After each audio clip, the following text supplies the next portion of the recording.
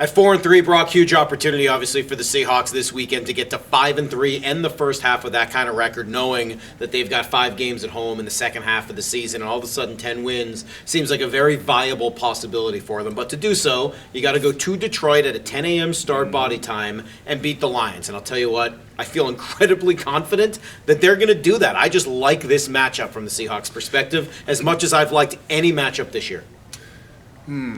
I'm not quite there. I will say this, and we'll talk probably a little bit more matchup tomorrow and some of the schemes and Russell Wilson on the road and everything else.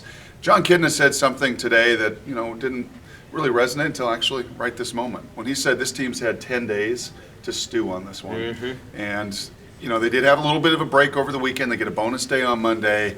But if this team is to accomplish what we all hope to accomplish, this is a game they got to have. Well, look, if they don't win this game, Brock, I'm going to have a very different opinion on this team all of a sudden, because this is one that they have to have, but also I think they should have. Calvin Johnson is really the one player on this Lions team that should scare you at all offensively, and the Hawks have been built to shut down a guy like Calvin Johnson, especially when all of their strength is on the outside where he wants to be. This isn't Wes Welker running around underneath against a fifth nickelback. That's not how they're built. They're built to take out the number one wide receiver of another team, and I think they can do that against Calvin Johnson. Now, again, there is some worry about, I guess, that defensive front four of Detroit, similar to the way Arizona had some success getting to the passer, but I think the Hawks have grown quite a bit in the last 7 weeks. I think they can beat this team. Not a must-win game, but if they're going to win this game, I think it's the turnovers. I think it's starting fast. They do those two things. They take the ball away, and they don't get in a hole and dig out of it. They got a great shot to win this one Sunday.